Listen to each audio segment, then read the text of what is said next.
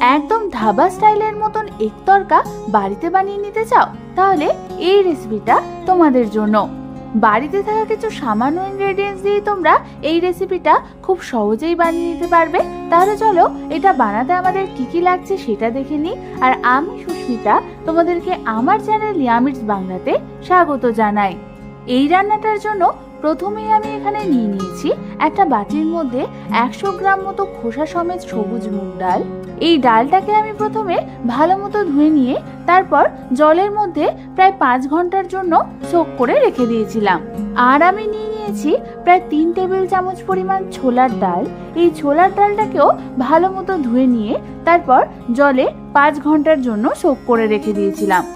এবার আমি অন্যদিকে একটা প্রেসার কুকারের মধ্যে সোক করে রাখা মুগ ডালগুলোকে জল ঝরিয়ে নিয়ে দিয়ে দেব। আর সোক করে রাখা ছোলার ডালটাকেও জল ঝরিয়ে ওর মধ্যে দিয়ে দেব।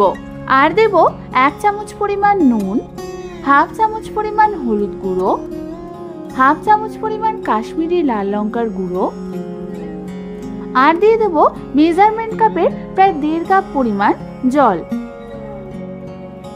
জল দেওয়ার পর সমস্ত কিছুকে আমাদের হালকা হাতে একবার নাড়াচাড়া করে নিতে হবে।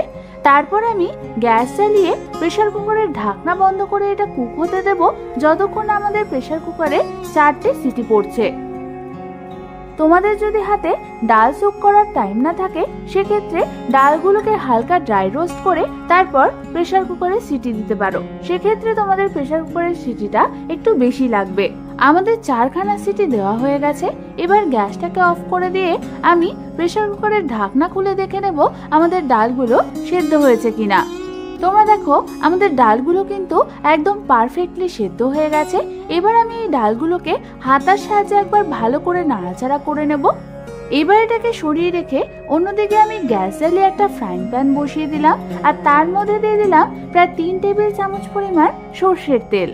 তেলটা গরম হলে আমি ওর মধ্যে দিয়ে দেব প্রায় 2 টেবিল চামচ পরিমাণ কুচনো রসুন, 1 টেবিল চামচ পরিমাণ কুচনো আদা, আর দিয়ে দেব 2খানা কুচনো কাঁচা লঙ্কা।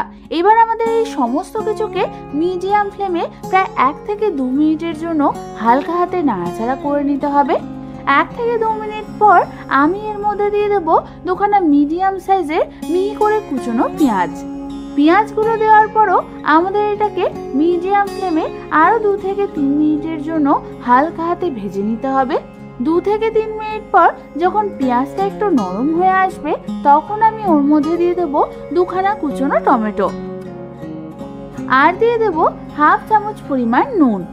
এবার আমাদের সমস্ত কিছুকে হালকা হাতে একবার নাড়াচাড়া করে নিতে হবে।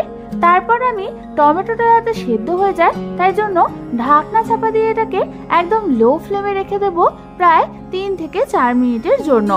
3 থেকে 4 মিনিট পর ঢাকনা খুলে তোমরা দেখো আমাদের টমেটোগুলো কিন্তু সেদ্ধ হয়ে গেছে। এবার আমাদের হালকা হাতে নাড়াচাড়া করতে করতে টমেটোগুলোকে একটু মিশিয়ে নিতে হবে। তারপর আমি এর মধ্যে দিয়ে দেব 1 চামচ পরিমাণ হলুদ গুঁড়ো, 1 চামচ পরিমাণ কাশ্মীরি লাল লঙ্কার গুঁড়ো, 1 চামচ পরিমাণ জিরে গুঁড়ো, 1 টেবিল চামচ পরিমাণ ধনে গুঁড়ো, আর দিয়ে দেব হাফ চামচ পরিমাণ গরম মশলার গুঁড়ো আর 1 চামচ পরিমাণ কাসুরি মেথি। এবার আমাদের এই সমস্ত মশলাগুলোকে মিডিয়াম টু লো ফ্লেমে প্রায় 2 থেকে 3 মিনিটের জন্য ভালো মতো কষিয়ে নিতে হবে। 2 থেকে 3 মিনিট পর তোমরা দেখো আমাদের মশলাগুলো ভালো মতো কষানো হয়ে গেছে। তোমরা কিন্তু এই সময়ও এর মধ্যে সেদ্ধ করে রাখা ডালগুলো দিয়ে তড়কা বানিয়ে নিতে পারো। যেহেতু আমি এটা ডিম তড়কা বানাচ্ছি তাই আমি এখানে এই সময় 3খানা ডিম ফাটিয়ে দিয়ে দেব। আর দিয়ে দেব হাফ চামচ পরিমাণ নুন। এই সময় আমাদের এই ডিমটাকে হাই ফ্লেমে ভালো মতো ভাজতে ভাজতে সমস্ত কিছুর সাথে মিশিয়ে নিতে হবে।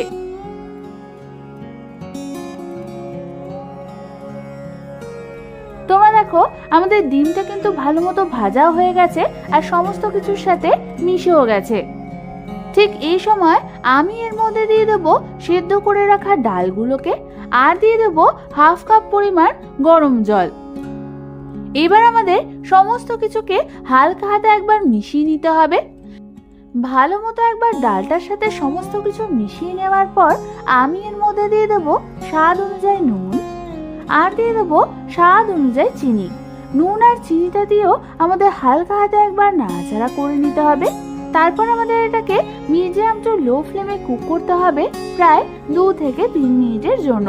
ততক্ষণে অন্যদিকে আমি একটা গ্যাস জ্বালিয়ে ছোট ফ্রাইং প্যান বসিয়ে দিলাম আর তার মধ্যে দিয়ে দিলাম প্রায় 1 টেবিল চামচ পরিমাণ ঘি।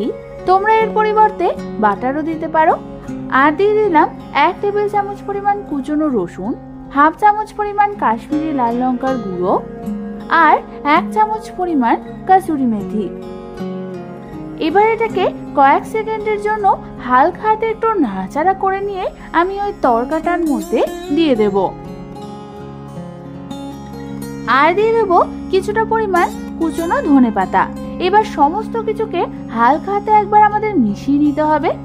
ভালো মতো মিশিয়ে নেওয়ার পর তোমরা দেখো আমাদের তরকাটা এরকম মাখো মাখো কনসিস্টেন্সিতে চলে এসছে। তার মানে আমাদের ডিম তরকা কিন্তু একদম রেডি হয়ে গেছে। এবার শুধু গরম গরম রুটির সাথে সার্ভ করার অপেক্ষা। তাহলে আর দেরি না করে এই দারুণ স্বাদের ডিম তরকার রেসিপিটা বাড়িতে একদিন নিশ্চয়ই ট্রাই করে ফেলো। আশা করি তোমাদের খুবই ভালো লাগবে। এই রেসিপিটা ভালো লেগে থাকলে একটা লাইক করে দিও। আর এরকম দারুণ দারুণ রেসিপি পেতে হলে আমার চ্যানেলটাকে অবশ্যই সাবস্ক্রাইব করে নাও। আজ তাহলে এ পর্যন্তই।